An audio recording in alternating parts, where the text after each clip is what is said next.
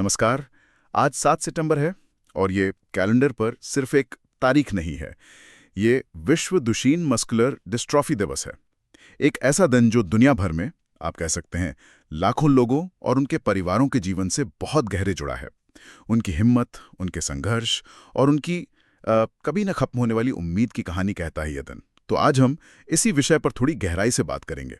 हमारे पास जो जानकारी है वो एक लेख पर आधारित है जो खास तौर पर देखभाल में परिवार की क्या भूमिका है उस पर रोशनी डालता है।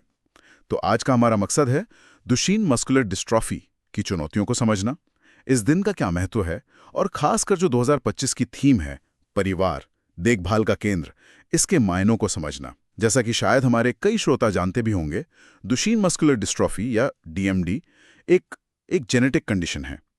इसमें होता क्या है कि मांसपेशियां धीरे धीरे कमजोर होने लगती हैं। इसे दुर्लभ बीमारियों में गिना जाता है, लेकिन हाँ, जिनके जीवन पर असर पड़ता है उनके लिए तो ये बहुत बहुत ही गहरा और व्यापक होता है। ये सिर्फ चलने फिरने या शारीरिक क्षमताओं तक ही सीमित नहीं रहता, बल्कि रोजमर्रा की जिंदगी के लगभग हर पहलू पर असर डालता है। बिल्कुल। और ये दुर्लभ शब्द जो है ना, वो कभी कभी इसके गंभीरता को शायद थोड़ा कम करके दिखाता है। आंकड़ों में भले ही कम लोग दिखें, लेकिन हर एक मामला वो पूरे परिवार की जिंदगी को पूरी तरह से बदल देता है। जैसा कि लेख में भी बताया गया है, ये सिर्फ एक व्यक्ति की लड़ाई नहीं रह जाती। जब किसी बच्चे को डीएमडी डायग्नोस होता है तो पूरा परिवार एक ऐसी यात्रा पर निकल पड़ता है जिसकी उन्होंने कभी कल्पना भी नहीं की होती। ये भावनात्मक रूप से बहुत थका देने वाला होता है। मतलब लगातार चिंता, भविष्य को लेकर अनिश्चितता और अपने प्रियजन को रोज शारीरिक चुनौतियों से जूझते देखना। हाँ, वो तो है। और ये भावनात्मक बोझ तो है ही, इसके साथ साथ जो व्यावहारिक चुनौतियां हैं वो भी कम नहीं होती होंगी। स्रोत इस बारे में क्या कहता है? जी, स्रोत सीधे तौर पर इन व्यवहारिक पहलुओं पर भी इशारा करता है। ये बताता है कि परिवार कैसे देखभाल का केंद्र बन जाता है। आप सोचिए, मतलब घर को व्हीलचेयर के हिसाब से बदलना पड़ता है, रेगुलर फिजियोथेरेपी सेशंस होते हैं, डॉक्टरों के यहाँ लगातार जाना पड़ता है, फिर स्पेशल इक्विपमेंट का खर्चा, और कई बार तो ऐसा भी होता है कि माता पिता में से किसी एक को अपनी नौकरी छोड़नी पड़ती है ताकि वो पूरी तरह से देखभाल पर ध्यान दे सकें। ये एक तरह से 24 घंटे की जिम्मेदारी बन जाती है। फिर सामाजिक पहलू भी हैं, जैसे बच्चे का स्कूल में एडजस्टमेंट, दोस्तों के साथ घुलने मिलने में दिक्कतें आना, और कभी कभी समाज की तरफ से वो नासमझी या असंवेदनशीलता का सामना करना। ये सच में एक साझा संघर्ष बन जाता है, जैसा आपने कहा। अच्छा, अब जरा इस तारीख पर आते हैं, 7 सितंबर। ये तारीख ही क्यों चुनी गई? इसके पीछे की वजह भी काफी अनोखी है। हाँ, ये एक दिलचस्प साइंटिफिक कनेक्शन है। ड्यूशेन मस्कुलर डिस्ट्रॉफी जो है वो डिस्ट्रोफिन नाम की प्रोटीन की कमी से होती है। और इस प्रोटीन को बनाने वाला जो जीन है वो काफी बड़ा होता है। उसमें 79 एक्सॉन्स होते हैं, मतलब जीन के हिस्से। तो उसी 79 नंबर के आधार पर साल का 9वां महीना यानी सितंबर और 7वीं तारीख चुनी गई, मतलब 79। ये विज्ञान और जागरूकता के बीच एक बहुत ही अनूठा संबंध है। अच्छा, 79 एक्सॉन, 7 सितंबर, ये तो वाकई दिलचस्प है। और इस दिन का एक प्रतीक भी है, लाल गुब्बारा। ये सिर्फ एक रंगीन गुब्बारा नहीं है, इसके पीछे भी गहरा अर्थ छुपा है ना? बिल्कुल। लाल रंग तो वैसे भी ऊर्जा, जुनून और प्रेम का प्रतीक माना जाता है, और गुब्बारा वो उम्मीद को, सपनों को और ऊपर उठने की इच्छा को दिखाता है। तो डीएमडी से प्रभावित बच्चों और उनके परिवारों के लिए ये लाल गुब्बारा शायद उन सीमाओं से मुक्त होने की इच्छा का प्रतीक है जो ये स्थिति उन पर लगाती है। ये एक बहुत ही पॉजिटिव और उम्मीद भरा सिंबल है जो इस मुश्किल लड़ाई में हौसला देता है। ये हमें याद दिलाता है कि हर किसी के सपने होते हैं और हमें उनकी उड़ान में मदद करनी चाहिए। यहाँ ये वास्तव में दिलचस्प हो जाता है क्योंकि जो 2025 की थीम है, परिवार, देखभाल का केंद्र, ये थीम इस पूरी बातचीत को एक तरह से एक धागे में पिरोती है। हाँ, और ये थीम बहुत सोच समझकर चुनी गई है। जैसा कि स्रोत में बार बार इस बात पर जोर दिया गया है कि मेडिकल साइंस तो अपनी जगह है, लेकिन जो असली ताकत है, जो असली मरहम है, वो अक्सर परिवार के अंदर से ही आता है। माता पिता का वो अटूट धैर्य और त्याग, भाई बहनों का प्यार और सपोर्ट, दोस्तों और रिश्तेदारों की देखभाल, स्रोत इसे असली दवा कहता है। ये असली दवा वाली बात ये बहुत मायने रखती है। क्या स्रोत इस पर और बताता है कि परिवार ये भूमिका निभाता कैसे है? मतलब देखभाल के वो कौन से पहलू हैं जो अक्सर नजरअंदाज हो जाते हैं? स्रोत इशारा करता है कि ये सिर्फ दवा देने या व्हीलचेयर चलाने तक ही सीमित नहीं है। ये उस बच्चे या व्यक्ति को ये महसूस कराने के बारे में है कि वो अकेले नहीं है, कि उन्हें प्यार किया जाता है, कि उनकी एक वैल्यू है।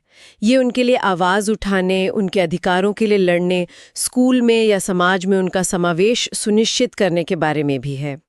भाई बहन जो होते हैं वो अक्सर अनजाने में ही बहुत बड़ी भूमिका निभाते हैं। वो साथी बनते हैं, रक्षक बनते हैं और एक नॉर्मल जिंदगी का एहसास कराते हैं।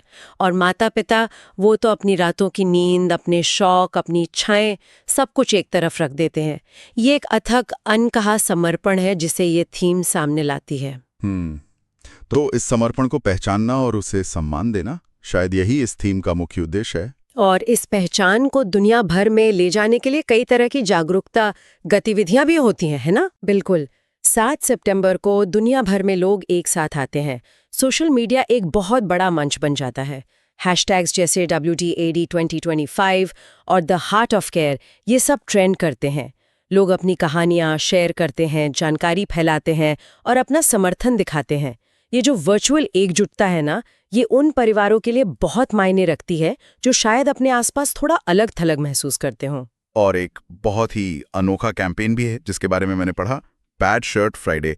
ये क्या है और ये कैसे काम करता है? ये तो नाम से ही मजेदार लग रहा है। हाँ, बैड शर्ट फ्राइडे। ये आमतौर पर विश्व ड्यूशंस दिवस से ठीक पहले, मतलब 5 सितंबर के आसपास मनाया जाता है। इसका आइडिया बड़ा सिंपल लेकिन बहुत असरदार है।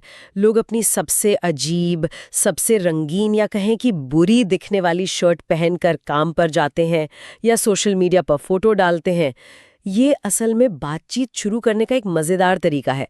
जब कोई पूछता है अरे ये कैसी शर्ट पहनी है, तो बस पहनने वाले को मौका मिल जाता है DMD के बारे में बात करने का, जागरूकता फैलाने का। ये दिखाता है कि गंभीर मुद्दों पर ध्यान खींचने के लिए हमेशा गंभीर या उदास दिखना जरूरी नहीं है। थोड़ी क्रिएटिविटी और ह्यूमर भी बहुत शक्तिशाली हो सकते हैं। अरे वाह, ये वाकई एक दिलचस्प तरीका है बातचीत शुरू करने का।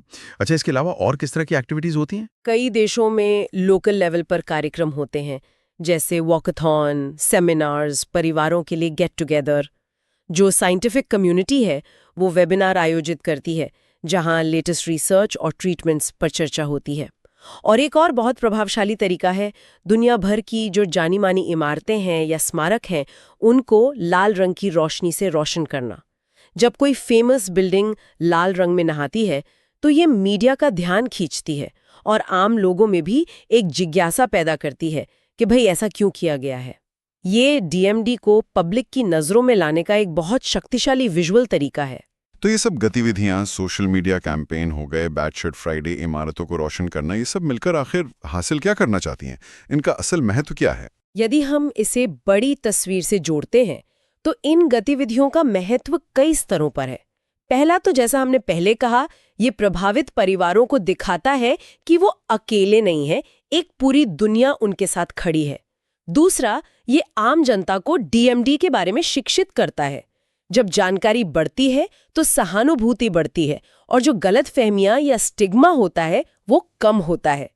तीसरा और शायद सबसे महत्वपूर्ण, ये पॉलिसी मेकर्स, सरकारों और हेल्थ ऑर्गेनाइजेशंस पर एक तरह का दबाव बनाता है। जब किसी मुद्दे पर पब्लिक में इतनी चर्चा होती है तो फिर रिसर्च के लिए फंड मिलने की, बेहतर स्वास्थ्य सेवाएं मिलने की और सपोर्टिव नीतियां बनने की संभावना बढ़ जाती है। तो मतलब ये सिर्फ जागरूकता फैलाने से कहीं ज्यादा है, ये एक कोशिश है ठोस बदलाव लाने की। निश्चित रूप से स्रोत भी इसी बात पर जोर देता है कि हर कोशिश मायने रखती है। हो सकता है किसी को लगे कि भाई एक सोशल मीडिया पोस्ट शेयर करने से क्या हो जाएगा या एक बुरी शर्ट पहनने से क्या बदलेगा, लेकिन जब लाखों लोग एक साथ ऐसा करते हैं तो ये एक लहर पैदा करता है। ये दिखाता है कि समाज इस मुद्दे की परवाह करता है। ये उन रिसर्चर्स को भी हौसला देता है जो दिन रात इलाज खोजने में लगे हैं और उन डॉक्टरों और थेरेपिस्टों को भी जो रोज देखभाल करते हैं। ये एक सामूहिक जिम्मेदारी की भावना पैदा करता है कि हम सब मिलकर इन परिवारों का बोझ कुछ हल्का कर सकते हैं। तो इस सब का क्या मतलब है? अगर हम स्रोत के मुख्य संदेश को फिर से देखें और अपनी पूरी चर्चा को समेटने की कोशिश करें। संदेश बहुत साफ और शक्तिशाली है। जैसा कि स्रोत कहता है, बीमारी शरीर को कमजोर कर सकती है लेकिन ताकत हमेशा दिल और परिवार से आती है। ये सिर्फ एक इमोशनल स्लोगन नहीं है, ये उन अनगिनत परिवारों की रोजमर्रा की जीती जागती सच्चाई है। ये उस हिम्मत का सबूत है जो सबसे मुश्किल हालात में भी प्यार, देखभाल और समर्थन के रूप में सामने आती है। परिवार वो एंकर बन जाता है, वो सहारा बन जाता है जो डीएमडी के इस तूफानी समंदर में इंसान को थामे रखता है। उनकी हिम्मत, उनका आपसी जुड़ाव, उनका एक दूसरे के लिए खड़े होना, यही असली ताकत है। संक्षिप्त में कहें तो आज की हमारी बातचीत ने यही बात सामने रखी है कि दुशेन मस्कुलर डिस्ट्रॉफी जैसी गंभीर और दुर्लभ चुनौती का सामना करने में परिवार और समुदाय का जो सपोर्ट है वो कितना जरूरी और केंद्रीय है। ये सिर्फ मेडिकल देखभाल या पैसों की मदद के बारे में नहीं है, बल्कि ये उस मानवीय जुड़ाव, गहरी समझ, सहानुभूति और उस सामूहिक कोशिश के बारे में है जो जिंदगी को बेहतर बना सकती है। बिल्कुल। और अब फिर से उस लाल गुब्बारे के प्रतीक पर लौटते हैं। वो गुब्बारा सिर्फ डीएमडी से प्रभावित लोगों की आशा का प्रतीक नहीं है, बल्कि वो हम सबकी सामूहिक इच्छा शक्ति का भी प्रतीक बन सकता है। तो यहाँ एक विचार है जिस पर हम सब सोच सकते हैं। कैसे ये सामूहिक आशा और ये बढ़ती हुई जागरूकता, जरा कल्पना कीजिए जैसे हम सब मिलके अनगिनत लाल गुब्बारे हवा में छोड़ रहे हों। कैसे ये सिर्फ ड्यूशेन मस्कुलर डिस्ट्रॉफी के लिए ही नहीं, बल्कि बाकी सभी दुर्लभ बीमारियों के लिए भी ठोस बदलाव ला सकती है। क्या ये बढ़ती जागरूकता दुर्लभ बीमारियों पर रिसर्च को प्राथमिकता देने, बीमा पॉलिसियों को ज्यादा समावेशी बनाने, स्कूलों और पब्लिक प्लेसेस को ज्यादा एक्सेसिबल बनाने और सबसे बढ़कर प्रभावित लोगों और उनके परिवारों के प्रति हमारे सामाजिक नजरिए को बदलने के लिए हमें प्रेरित कर सकती है? शायद यही वो सबसे बड़ा बदलाव है जिसे हम सब मिलकर लाने की दिशा में काम कर सकते हैं, एक लाल गुब्बारे के प्रतीक से प्रेरणा लेकर।